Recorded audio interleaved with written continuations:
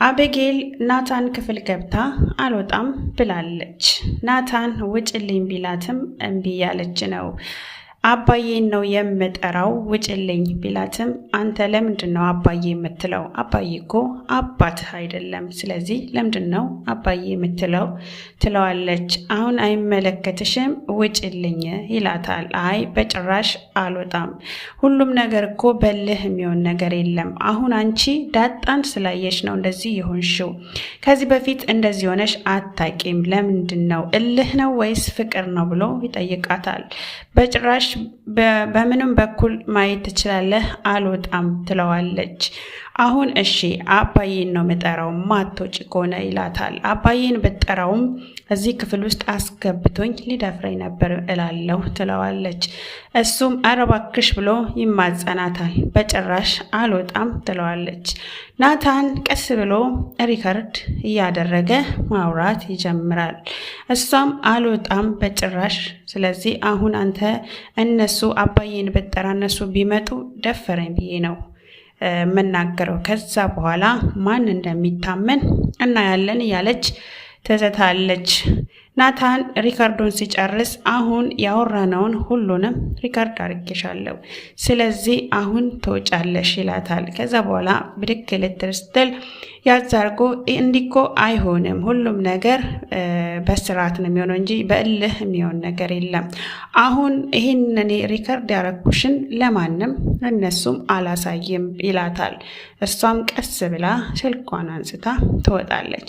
ናታል ስትወጣለት ወይኔ መቼ ወጣችልኝ አይነት ነገር ነው የሚያስመስልበት። ዘሎ በሩን ይዘጋዋል። ዳጣ ሳሎን ቤት ሶፋ ላይ ቁጭ ብላለች። ሰላም ቤት እያጸዳች ትመጣለች። ሰላም መታ ምንድነው ትምህርት ቤት አትሄጂም እንዴ አንቺ መቼ ነው የምትሄጂ ብላ ትጠይቃታለች። አይ እኔ የሚደብረኝ መስሎሽ ነው እነሱ ስለሄዱ ብላ ትጠይቃታለች። አይ እኔ እያለሁ ትላታለች። ከዛ ሰላም ስለ ናታን ወሬ ትጀምራለች። ሰላም ስለምንድን ነው እንደዚህ የምትሆኚው? ከክፍሉም ርቀሻል ያለች ትጠይቃታለች። አይ አራኩኝም እኮ ከአቤጌል ጋር አሁን ላይ ጥሩ ጊዜ እያሳለፉ ስለሆነ እንዳረብሻቸው ብዬ ነው ትላታለች። አይ ተሳስተሻል፣ ምንም አይነት እነሱ ጥሩ ጊዜ የላቸውም። ስለዚህ አትሞኝ፣ እኔ ልምከርሽ እያለች መምከሯን ትቀጥላለች። ከቤቱም ጠፍተሻል አትቀርቢውም እያለች ትመክራታለች። ዳጣ በጭራሽ እኔ አሁን የምፈልገውን ነገር ካሳከው በኋላ ነው ፍቅር የሚባለው ነገር አይገባኝም ትላታለች። ሰላምም አስበሽዋል፣ የተማረ ሀብታም ጸባዩ እያለች ስለ ናታን መልካምነት ትዘረዝርላታለች። ዳጣ ግን ብዙም መስማት የፈለገች አትመስልም። ለምን አሁን ላይ እሷ የራሷ የሆነ መንገድ አላት ይመስለኛል ከፍቅር በፊት። ስለዚህ ሰላም ልታስገድዳት አይነት የሞከረች ይመስለኛል። ሰላም ለሷ ካላት ፍቅር አንጻር ሁለቱ አብረው እንዲሆኑ ስለመፈለግ ነው። ዳጣም አዎ ልክ ነሽ፣ እሱ ጥሩ ሰው ነው ትላታለች። አቶ ታሜ የናታን አባት ለአቶ ደረጀ ስልክ ይደውልለታል። ልጄን ይዘህ ጠፋህ አይደል ይለዋል። አቶ ደረጀም መተህ መፈለግ ነው ይለዋል። አይ አይመችም እኮ እመጣለሁ፣ መምጣቴ አይቀርም ይለዋል አቶ ታሜ። በቃ ከዛ ስለ ናታን ይጠይቀዋል። ናታን በጣም ደህና ነው ይለዋል። ተመችቶታል ይለዋል አቶ ደረጀ። በቃ እንደዛ ከሆነ ሚስት ፈልግለት ይለዋል። ከዛ አቶ ደረጀ ደግሞ አይ የዛሬ ልጆች ራሳቸው በራሳቸው መንገድ ነው ሁሉንም የሚጨርሱት ይለዋል አቶ ደረጀ። አቶ ታሜ ደግሞ በቃ ለምን አንዷን ልጅ ድረህለት አንተሳሰርም ይለዋል። አቶ ደረጀም አግኝቼ ነው በጣም ደስ ይለኛል፣ ግን የዛሬ ልጆች በራሳቸው መንገድ ነው ሁሉን ነገር የሚጨርሱት ይለዋል አቶ ደረጀ። አቶ ታሜም ሱስ ትክክል ነህ፣ እነሱ ፍላጎታቸው ካልሆነ ይለዋል አቶ ታሜም። አቶ ታሜ የሆነ እቃ የምትልክልኛለህ ይደውልልሃል፣ ትልክልኛለህ ይለዋል ለአቶ ደረጀ። ሰላም ከትንሿ ልጅ ጋር ማድቤት ናት። እንቁላል ስሪልኝ ያለቻት ከሷ ጋር እያወራች ነው። ከኋላ ዳጣ ትመጣለች። ዳጣ መታ ትንሿ ልጅን ታቅፋታለች። ሰላም ትንሿ ልጅ እንድትሄድ ፈለገች። ሂጂ እሰራልሻለሁኝ ብላ አታላ ልጅቷን ታስወጣትና ዳጣን ስፈልግሽ ነበር እባክሽን አቤጌል እኮ አላስቀምጥ አለችኝ ትላታለች። ዳጣም አረ እንደውም አታስቆምም ትላለች ሰላም እባክሽን ዳጣ ለልጄ አባት ነኝ ብሎ እሷን የሚተዋወቃት አቤጌልን የሚተዋወቃት ሰው ፈልጊልኝ ትላታለች። ማን አለ? ከሌም ባለትዳር ነው ያለች ማሰብ ትጀምራለች ዳጣ። ከዛ በኋላ ትንሽ እንዳወሩ በኋላ ለምንድን ነው አንቺ እኮ ከገጠር ባልሽ ነው ያረገሽው፣ ስለዚህ ይሄ እኮ ምንም የሚያስጨንቅ ነገር የለም ታያት፣ እኔም እኮ ትቻት ነው ታያት፣ ደግሞ ሌላ ነገር እናገራለሁ ብትል እኔ ያለው ትላታለች ዳጣ። ከዛ በዚህ ሰዓት አቤጌል በር ላይ ተለጥፋ ሁሉን ነገር እየሰማች ነበረ። ዳጣ አገር ሰላም ነው ብላ ወክ ያረገች ነው ወጣ። ከኋላ አቤጌል ትጠራታለች። አንቺ ብላ ትጠራታለች። አቤት ጠራሽኝ? ፈለግሽኝ? ማንን ልደብድብልሽ? ብላ ትላታለች። ሁሉንም ነገር ሰምቻለሁ፣ ስታወሩ የነበራችሁትን ነገር ሁሉ ከሰላም ጋር ሰምቻለሁ፣ ማድቤት ሆናችሁ ትላታለች። እና ምን ነበር ብላ ታሾፍባታለች።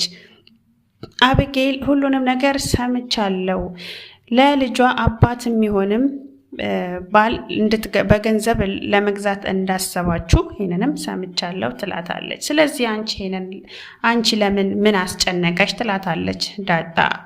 ስለዚህ ምን የሚያስጨንቅሽ ነገር አለ? ይሄ አንቺን አይመለከትም ትላታለች። ለምንድን ነው አሁን እዚህ ጋር የጠራሽኝ? ትላታለች። እናንተ ሁለታችሁም ከዚህ ቤት እማትወጡ ከሆነ እኔ ሰላም የለኝም ትላታለች ለዳጣ።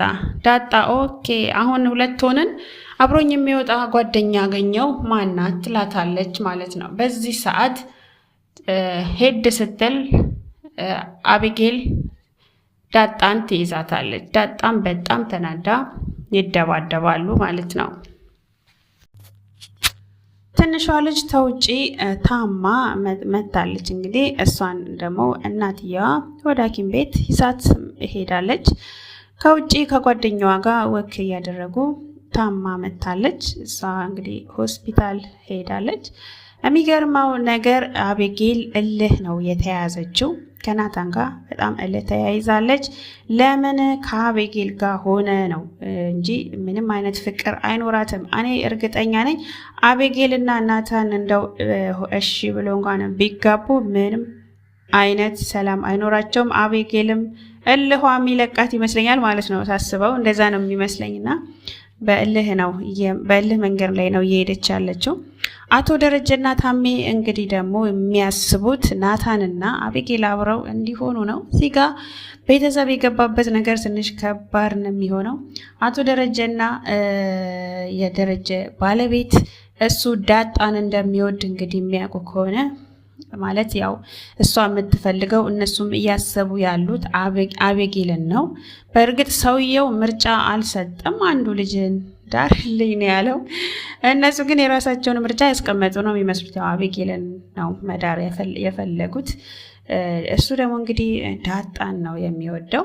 በነገራችን ላይ ዳጣ ይዞሃል አይደለ ስትለው ሰፍ ብሎ ነበረ። ምን ልትለኝ ነው ብሎ ጠጋ ሲል ይለቀሃል አለችውና የቀለደችበት ነገር እሱ በጣም ነው እሷን የሚወዳት። የሚቀጥለው ክፍል ደግሞ ምን ሊሆን ይችላል የሚለውን እና ያለን አቤጌል ሴራ እየጠነሰሰች ናታን ጋር መሄዷን ትቀጥላለች ብዬ አስባለሁ። እስቲ ቀጣይ ክፍል ምን ይሆናል? አቤጌል እና ዳጣም ተደባድበዋል። ምን ይፈጠራል? እስኪ የሚቀጥለው ክፍል ምን እንደሚሆን ቀጣዩን ክፍል ይዤላችሁ የምቀርብ ይሆናል። እስካሁን ድረስ አብራችሁ ስላላችሁ ከልብ ነው የማመሰግነው። ላይክ እና ሼር አይለያችሁ። እያበረታታችሁኝ አብራችሁኝ ስለቆያችሁ አመሰግናለሁ። በቀጣይ እንገናኝ።